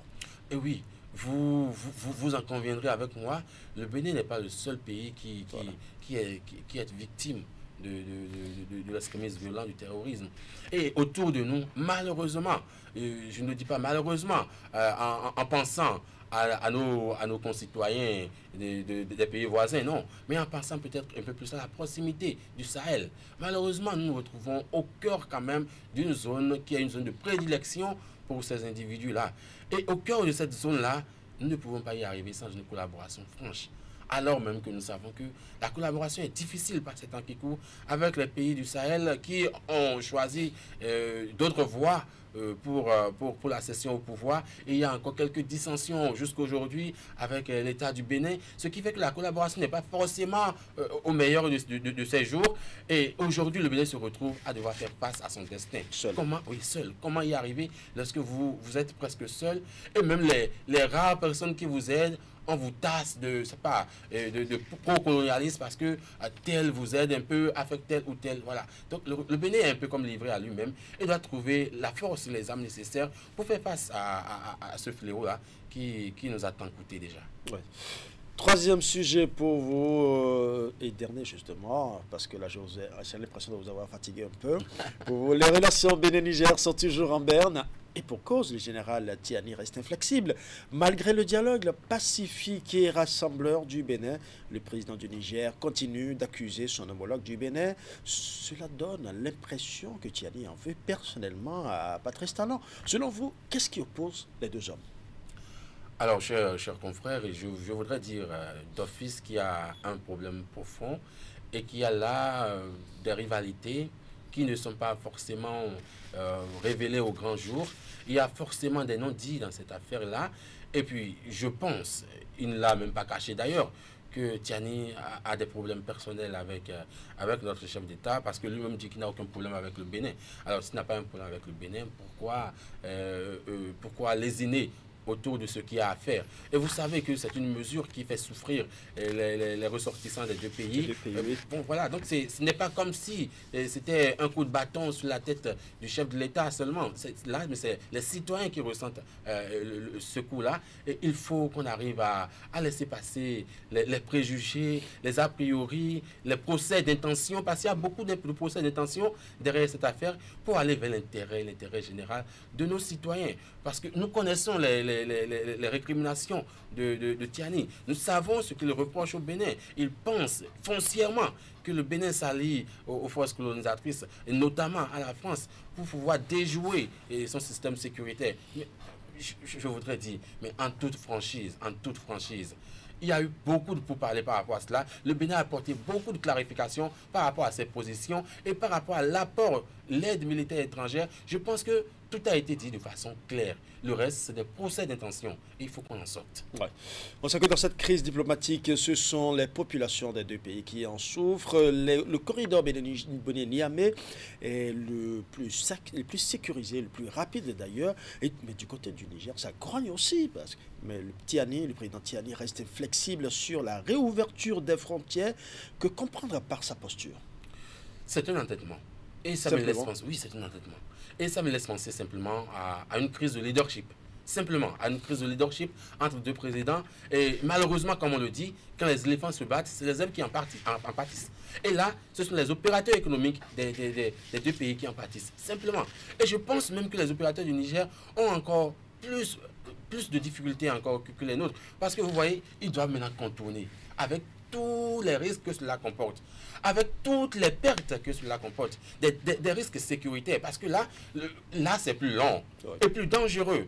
Et des pertes également, parce que là, il y a beaucoup plus de rançonnement. Entre-temps, c'est que la distance n'est plus la même, donc en termes de carburation, ce n'est plus les mêmes choses. Vous voyez, donc d'une façon ou d'une autre, c'est que ça leur revient plus cher de devoir passer par un autre axe. Et moins sécurisé. Moins sécurisé. Ouais. Et malgré toutes ces menaces, le président Tiani reste ferme sur cette mesure. C'est comme s'il ferme les yeux sur les douleurs de ses compatriotes. Oui, voilà. Donc je pense quand même qu'à un niveau donné, il faut également que les ressortissants du Niger puissent également le sonner à un moment donné. Parce qu'il ne faut pas se laisser faire. Il ne faut pas se laisser aller à ces choses-là. Ouais. Et que peut-on faire davantage, que peut faire davantage le Bénin pour que cette crise connaisse finalement une fin au grand bonheur des deux populations, des deux pays? Alors, contrairement à certains hommes politiques qui semblent demander au Bénin le Bénin est un pays souverain, c'est clair, hein, d'être impassible et de ne chercher à rien faire, et puis de maintenir quand même notre ego de pays souverain. Moi, je dirais simplement ceci. On peut être pays souverain et être un pays, je dirais, fin et très minutieux dans les négociations. Il ne s'agit pas de demander pardon, parce qu'on n'a pas demandé pardon lorsqu'on n'a pas tort. Mais il s'agit là de continuer encore le processus diplomatique qui est déjà en cours depuis.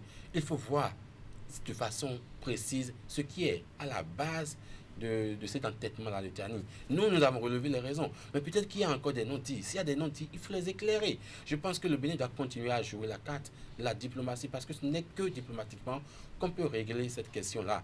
Et le Niger, de son côté, doit pouvoir essayer d'une façon ou d'une autre de fermer les yeux sur les a priori, les prérequis. Je pense que dans cette affaire, il y a beaucoup de non-dits et il faut aller creuser ces non-dits-là pour que, de façon officielle, sur la table de négociation, on puisse quand même s'entendre sur un minimum qui puisse permettre à nos deux pays de collaborer comme nous l'avons toujours fait, parce que c'est des pays voisins, ce sont nos frères, et d'à côté, il faut que nous arrivions encore à normaliser les relations. Nous avons pensé en temps que les choses allaient mieux, parce qu'entre-temps, nous avons vu quand même des efforts des deux côtés, mais après, avec l'incident de l'ambassadeur et tout, tout est parti encore en vrille, et je pense qu'il faut ramener la balle à terre, il faut s'entendre pour que nous puissions encore faire frère, que nous puissions continuer à collaborer. Poursuivre la diplomatie. Voilà. Merci à vous, Anselme Pascal Aguéondé. Je rappelle que vous êtes rédacteur en chef adjoint du web au quotidien de Service Public La Nation. Bonne fête à vous. Merci, Rich. Bonne fête à toi aussi. Bonne fête à tous les spectateurs. Et bon dimanche. Merci. Nous abordons maintenant la dernière ligne droite de notre émission. Je vous laisse découvrir l'artiste que nous recevons juste après la publicité. Avec Canal+, passez au haut niveau. Jusqu'à la fin du mois de mai, pour 2000 francs CFA en plus sur votre formule habituelle, profitez de la formule supérieure pendant 30 jours. Pour le faire, c'est simple. Pour les abonnés MTN Mobile Money, tapez étoile 890, puis 2, puis 5. Choisissez l'option 2, changer d'offre, suivez les instructions. Si d'habitude, vous vous réabonnez à Access 5000 francs CFA, choisissez Évasion pour l'avoir à 7000 francs CFA au lieu de 10 000 francs CFA. Si d'habitude, vous vous réabonnez à Évasion, 10 000 francs CFA, choisissez Évasion Plus pour l'avoir à 12 000 francs CFA au lieu de 20 000 francs CFA. Si d'habitude, vous vous réabonnez à Évasion Plus 20 000 francs CFA, choisissez tout Canal Plus pour l'avoir à 22 000 francs CFA au lieu de 40 000 francs CFA. Profitez de cette aubaine pour suivre les meilleurs programmes du moment. L'offre est également disponible en boutique Canal Plus. Pour plus d'infos, appelez le 70 55 ou écrivez-nous via notre page Facebook Canal Plus Bénin.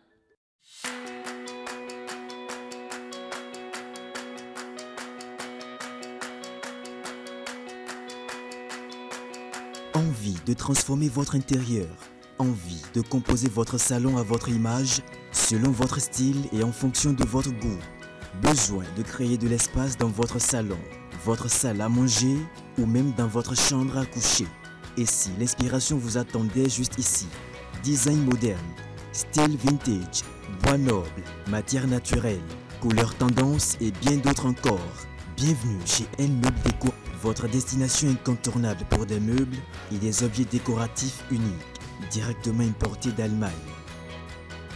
vous allez trouver des salons, des salles à manger, des lits, des meubles de bureau. La particularité, c'est que le client peut lui-même composer ses articles.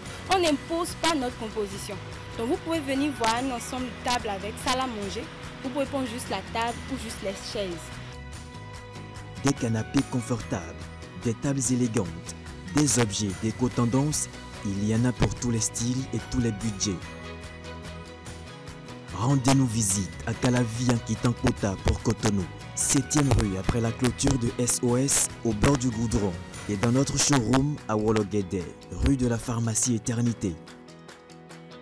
Nous sommes ouverts du lundi au samedi de 10h à 20h. Maintenant, pour des clients privilégiés qui veulent être traités comme des privilégiés, nous pouvons accorder nos horaires. Contact +229 01 61 09 09 09 ou le +229 01 61 90 91 92. Notre adresse email nmeubledeco@hotmail.com. Vous pouvez également nous joindre via nos réseaux sociaux.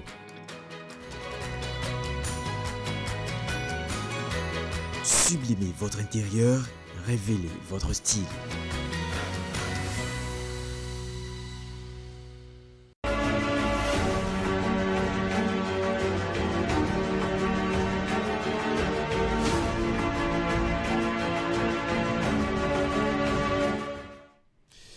L'univers et les annales de la musique béninoise ont enregistré un jeune talentueux. Il écrit à sa manière un bon livre sonore. C'est un jeune qui impacte par la qualité de sa voix et les textes qui animent ses mélodies, à la fois douces, gaies, dansantes et surtout avec de belles philosophies de la vie courante. On l'appelle Rol Nipos. Je vous laisse le découvrir.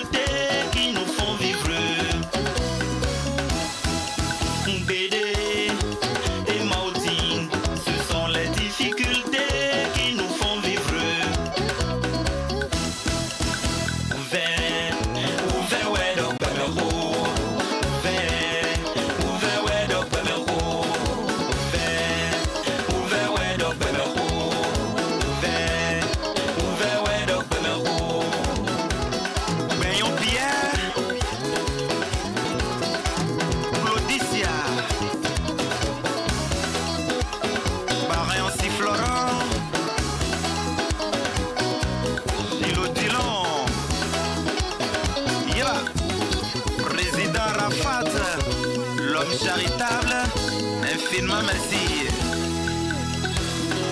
Tu te débrouilles, tu te défends. C'est la vie qui est ainsi. Chercher à toujours surmonter ses épreuves. C'est en prenant la vie du bon côté. Tu te débrouilles, tu te défends. C'est la vie qui est ainsi. Chercher surmonter ses épreuves, c'est en prenant la vie du bon côté. So, levez le mouchoir, levez le mouchoir. Ambiance au pépé.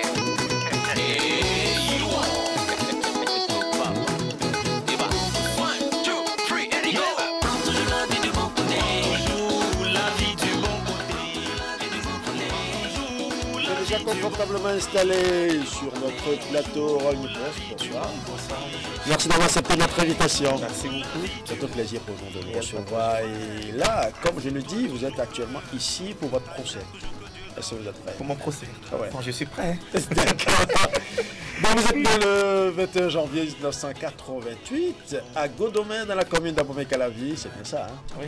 Et à l'état civil, vous répondez au nom de Théodore Tognpo. Ouais. Mais votre nom d'artiste, Errol Nyipos, quel est le secret ou l'histoire qui se cache derrière Errol Nyipos? Bon, merci beaucoup. Bon, Errol, j'avoue que c'est mon prénom. Hein. Lequel? C'est un prénom. Et Nyipos, c'est le radical de mon nom de famille. Et il faut l'avouer, Errol n'est pas sur mon acte de naissance, mais c'est un prénom qui garde un petit secret. Mon papa avait fonctionné dans une entreprise qu'on appelle IRAF, d'où le PDG s'appelait Errol. Il m'a donné ça quand j'étais enfant, on m'appelait comme ça. Et pour immortaliser ce PDG, j'ai gardé le nom là. Et Nyipos, c'est le radical de mon nom de famille. D'accord, j'ai bien compris qu'il y avait toute une histoire derrière ce nom. En dehors de votre casquette d'artiste, compositeur et chanteur, vous êtes un diplômé de maîtrise en aménagement du territoire à l'université d'Abomey-Calavi. Oui, c'est vrai, ça va aller loin, comme je vous ai dit, c'est votre procès aujourd'hui.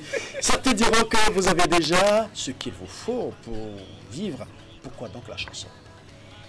Attention, j'avoue que j'ai été passionné. Bon, la musique est une passion pour moi. J'ai d'abord commencé par la danse, d'où je passe par ce canal pour faire un grand big up, je dirais à mon mentor, Blaise Antonio. J'ai fait des années. Je reviendrai sur Blaise Antonio tout à l'heure, oui, allez-y. Donc c'est de la danse à la chanson. Donc voilà, je suis un passionné de la musique. Mais c'est très difficile de concilier quand même en son temps, je dirais, la chanson et les études. Ah oui, et justement, on sait qu'avant qu'on ne vous connaisse chanteur, vous étiez déjà dans l'univers de la musique depuis des années, mais en tant que danseur, comme vous l'avez dit tout à l'heure, et on vous a vu aux côtés de grands noms de musique suédoise, dont Blaise Antonio, vous l'avez dit tout à l'heure également, c'est votre mentor, c'est le créateur, pour ceux qui ne le connaissent pas, c'est le créateur, concepteur du Zekere. Errol Nyipos, comment s'est passée la transition de la danse à la chanson? C'est toute une histoire, hein. Bon, quand je dansais... Nous aimons les histoires justement sur ce plateau, oui. Parce que les téléspectateurs veulent mieux connaître leurs artistes. Donc ce n'est pas seulement pour passer les clips, mais beaucoup plus pour connaître l'artiste, l'histoire qui se cache derrière sa vie et ses chansons. Voilà. Quand je dansais, en fait, on était dans un groupe, les Pelles du Néant, ça s'appelait le groupe.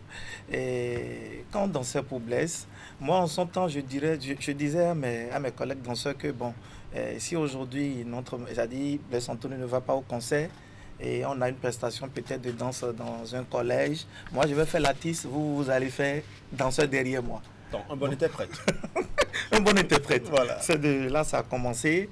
Et voilà, petit à petit, avant d'avoir le bac, j'ai commencé par composer mes propres chansons. Et voilà. Donc cette transition de la danse à la musique s'est passée comme, je veux dire, le signe du fa qu'on appelle Bemedio Djogbe. Allez, c'est ça, c'est bien cela. Ouais. Alors nous allons suivre cette chanson que vous-même vous avez intitulée Allez, Djogbe. Oh nana nana, Rolly postwe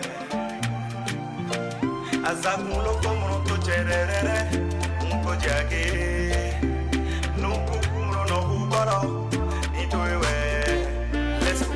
Hey mama nuko no nume made. Shally music. Mi mai mau chebro na yima na mashe. Oh, ni fomboro kan horo nundo na yo. Mfambodo kaho enundo na yola. Seda mi mai wa mronse ya jiji afonu ton konte u badaton. Mindale mai maune, mindale mai deruto eyo so koze, undanu mina so che koze so koze, undanu mina so koze. De mfambodo kaho enundo na yo. Binida Djogbe nuoko yola. Mfamoro ya jiwe nuondo na yo. Binida Djogbe alioko. Yeah. Djogbe Fatiu. Aladja Moussé Zenab. C'est l'homme qui a peur, sinon y a rien. Tu es au contrôle. On est péociendo. Guardade mayon non a rêvé. Mais les piouères au cafoué, pour nous on a yola. Et ma fifa te we ma uno valide. Bagbaton na do we manavoa. Oso e na mi me poto. Nous e ma uda de mono jevo. Mia uton si mi memba hofo. Ama fa umure mono siada. Bono ikbezo, boli jobeji. Medeli kucheso e nai. Melia zona mizo e nai. Medobodo miso ena imeneton. Non mi no so cose. No so che cose. So cose. Bonda so cose. So cose. Yeah. So cose. So che cose lo. Un favore do capora nuona yo. Maybe ni da jogbe nu okoyola. Me samariza. Medele nu de or zero Medele nu de oh. Bienvenue dans Djogbe, nous connaissons on y pose sur notre plateau. Voilà, c'est du Djogbe. Hein? C'est du Djogbe à Lyon. Djogbe à Lyon. Ouais, voilà. Mais voilà. Vous avez sorti votre tout premier album en 2010, un album de 8 titres intitulé Qui est pauvre. C'est bien ça. Hein? Ouais. Vous êtes revenu au devant de la scène 5 ans après avec la touche spéciale de 2 dinosaures de l'arrangement au Bénin que sont Fifi Finder et Fagem. Voilà. C'est carrément un retour à la source avec du bon et les eaux de votre mono natal justement. Parlez-nous un peu de cette aventure. Merci beaucoup. Tel que vous venez de le dire, il est vrai, en 2010, c'était le premier album intitulé Qui est pauvre. Et là, j'avais tellement soutenu, je dirais, mon mentor, c'était le Zekeri au complet. En 2015, j'ai fait un retour chez moi là-bas. Je dirais un tour chez moi là-bas, puisque je suis du Poso-Tomé. Voilà. Dans la sous-région, vous voyez, il y a un rythme que le président Olowo développe très bien, les Oblazo. Oui. À Lomé, on appelle ça du Akpese, et chez nous au Bénin ici c'est du Elezo. Donc voilà, je me suis dit tiens, il faut vendre quand même mon identité à l'extérieur, d'où j'ai amené le projet chez Fifi Fender et c'était Sibavi et c'était, je dirais, le Zoblazo à la béninoiserie. Ouais. Vous nous parliez du Sibavi en coulisses tout à l'heure, vous avez dit que Sibavi a véritablement connu une promotion grâce à Canal 3 Bénin. Ouais. Ah franchement, et je dirais que c'est cette chanson qui a fait de rôle ce que je suis aujourd'hui. Et si vous le permettez, je vais rendre un hommage à Modeste d'Oliveira qui avait tellement fait la promotion de cette chanson en son temps, sans oublier Clément Boyon et puis en tout cas tout le personnel de Canal 3 Bénin. Ouais. Voilà. Père son âme, c'était un collègue à nous qui nous a quittés dans la fleur de l'âge, que son âme repose en paix. Revenons à Harold Nippon, ce qui est sur ce plateau. Quels sont les thèmes que vous développez souvent dans vos chansons? Bon, Harold Nippon chante le quotidien. Hein. Il y a beaucoup de choses dans le quotidien. Ouais, mais je dirais les fêtes de la société. Comme ah bon. Je vous ai dit, c'est votre procès sur ce plateau aujourd'hui. Bon, par exemple, si je prends la patience, c'est comme un thème Huisso. D'accord. Tu veux encore quoi, femme matérialiste et quoi déjà, les autres beaucoup de choses, hein, l'espoir, l'encouragement. En fait, tout ce que je peux dire que mes fans puissent se retrouver dedans. Et je le dis, voilà, c'est une œuvre d'esprit. Quand ça vient, voilà, je déverse. Voilà. J'ai remarqué que vous donnez une touche particulière à la femme dans vos chansons. Vous êtes allé jusqu'à parler de la douceur de la femme dans l'une de vos chansons. Nyono Sivivi. C'est bien ça. Ouais. Bon, que doit-on comprendre par cette chanson avant qu'on ne joue le clip? Et on dit comment, enfant, la femme, est-ce que je peux l'exprimer en français? Oui, mais vous pouvez. Allez-y d'abord. Bon, d'accord, oui. Je ne sais pas la femme représente le sel de l'homme, dans le sel de la vie, en quelque sorte. On dit souvent derrière un grand homme se cache une grande femme. Donc les femmes sont à respecter et elles sont comme elles sont nos mamans d'ailleurs.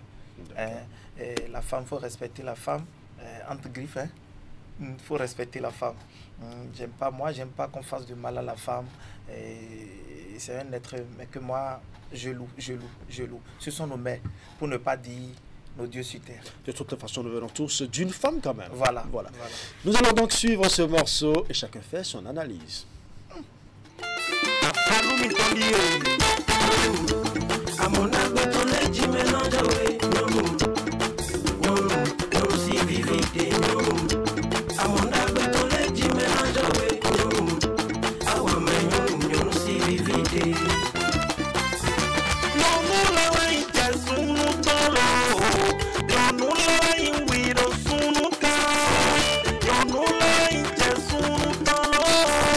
Don't know why you with us.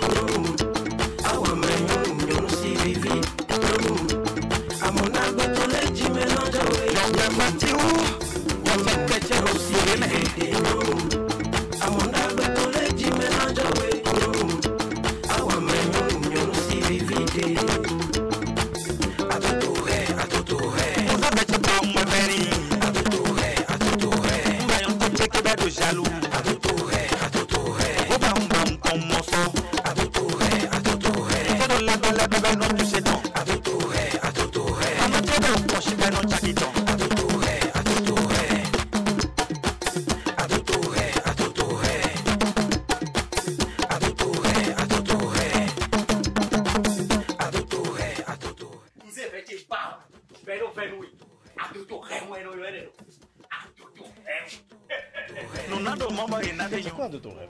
Oh bon, c'est un slogan de Rôle Nipo, c'est Adotore. Bizarrement, je l'ai fait quand je faisais la chanson Frisson chez Fifi Fender, tel que vous l'avez dit. Il y a toute une histoire derrière chaque chanson. D'accord. Au fait, Fifi avait bel et bien, je dirais, tracé la mélodie, m'a dit bien, et elle pose la chanson. Et j'ai pris cas, j'ai dit Fifi Fender, Oje Adotore. Il m'a fait comme ça. Quand c'est sorti, les fans ont pris ça, bon, ils ont donné plusieurs connotations à ça. Hein. Wow. D'autres l'assimilent à beaucoup de choses, mais c'est le slogan de Rôle Nipo, voilà. Ah oui, nous saluons au passage Ghislain Estil Agbodji, le président d'honneur de l'association des jeunes managers du Bénin. Ouais. Merci pour son soutien. Grâce à lui, nous avons une large fenêtre sur les artistes béninois et c'est notre devoir de faire leur promotion. Merci à vous pour votre soutien de chaque instant.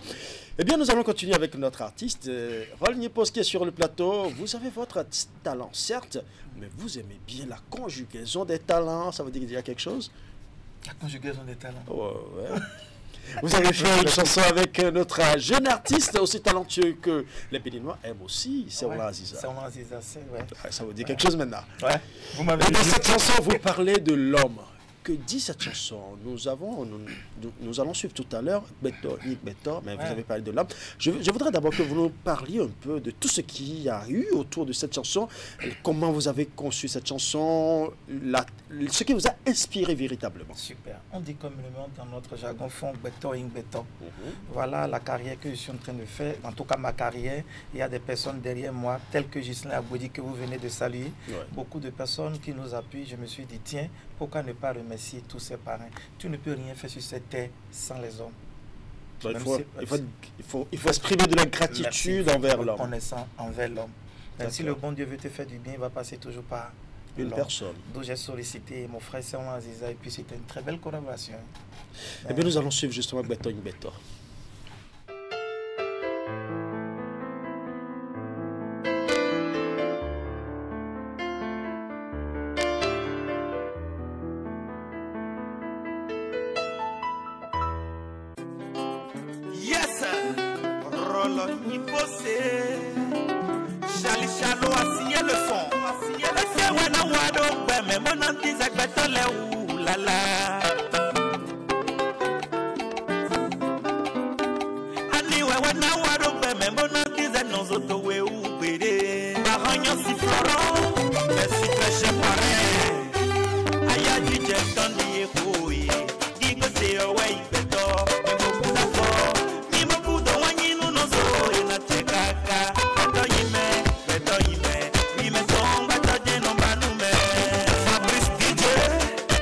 Leandro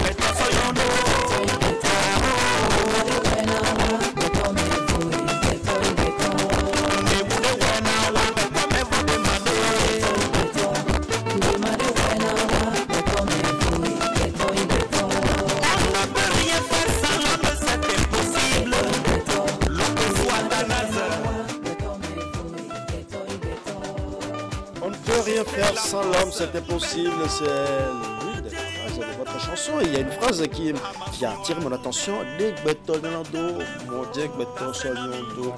autant l'homme est méchant, autant l'homme est mauvais, autant l'homme est bon. Donc en toute chose, il faut la gratitude envers l'homme. C'est philosophique. Hein? C'est philosophique. Ah oui. On sait que le monde de la musique n'est pas aussi facile qu'on le pense. Quelles sont les difficultés que Roll Nipo se rencontre souvent dans l'évolution de sa carrière?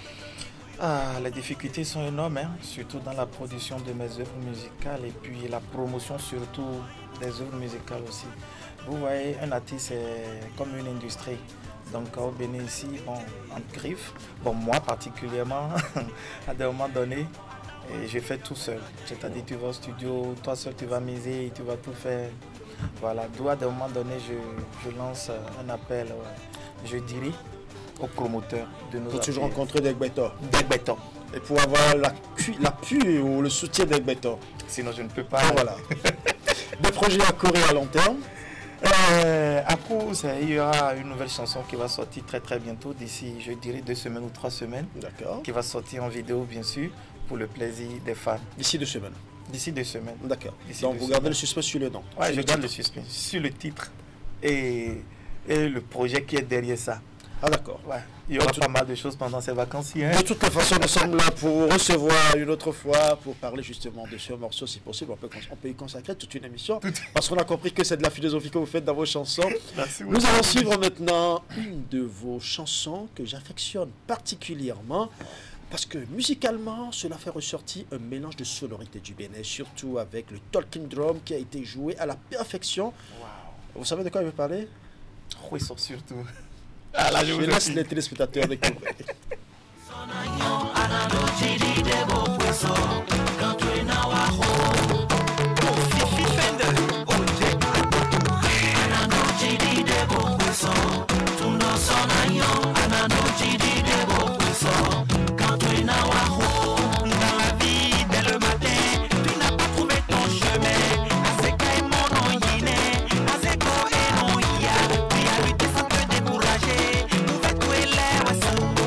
Lutter, lutter, nous et la vie,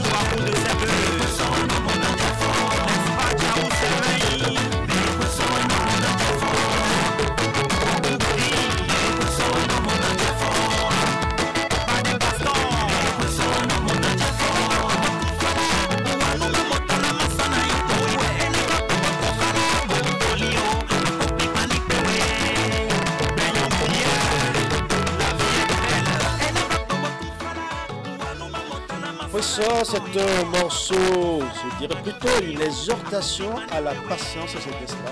Un chemin donc, qui se nourrit de courage arrive toujours à bout de ses vœux. Et c'est ma prière de chaque jour. Et qu'est-ce qui vous a inspiré cette chanson? À travers, je dirais, les embûches que je rencontre sur mon chemin, je me dis, tiens, un beau jour, je vais y arriver. Donc ça m'a inspiré. Et voilà, les femmes se retrouvent dedans. Tel que je vous l'ai dit, c'est le vécu quotidien de chaque jour qui me suit d'abord. C'est ça. Rolly Boss, nous sommes presque à la fin de cette émission. Très rapidement, un mot à tous vos fans et surtout à tous les mélomanes qui nous suivent en ce moment. Surtout, je tiens d'abord à remercier M. Ghislain Aboudi qui m'a d'abord recommandé. C'est grâce à lui. Il nous aide sérieusement, il nous ouvre un large portail sur les artistes béninois. Ouais. Merci à lui. Merci à lui, merci à tout le personnel de Canal 3. Merci aussi aux fans et les parrains, ceux qui m'appuient chaque jour, qui me donnent le courage en me disant tiens, un beau jour ça va aller. Et je les exhorte à m'accompagner puisque je suis toujours comme ça. Tant qu'il reste à faire, il reste toujours à faire. Voilà. Donc, comme d'habitude, vous allez sacrifier la tradition. Tous les artistes qui passent par ici finissent toujours par nous faire un acapella, une chanson en acapella. Et là, j'ai bien envie de vous dire, là, le ruisseau est passé tout à l'heure et c'était beaucoup plus rythmé. Il y avait beaucoup d'instruments dedans, mais je veux bien qu'on revienne là-dessus. Mais je ne veux rien vous imposer en plus. Voilà. Mais vous choisissez, soit vous faites le ruisseau en acapella ou tout un autre morceau. C'est à vous de choisir.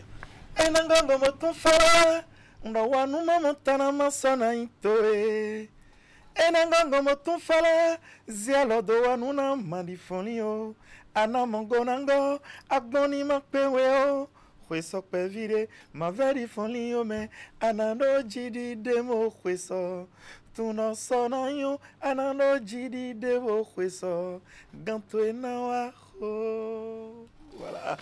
Merci Rolly Boss et bonne fête de Pentecôte à vous. On retient de votre émission deux mots importants: la gratitude et la patience. Merci à vous d'être passé sur cette émission. C'est un réel plaisir. Je dirais simplement à Dotoré. À Dotoré. Mesdames et messieurs, ce sera tout pour le grand format de ce dimanche 8 juin 2025. Merci à toute l'équipe technique qui m'accompagne. Merci à vous qui nous suivez au Bénin et partout dans le monde. Tout le plaisir était pour moi de rester en votre compagnie. Bonne fête à chacun et à tous. Et surtout, portez-vous bien.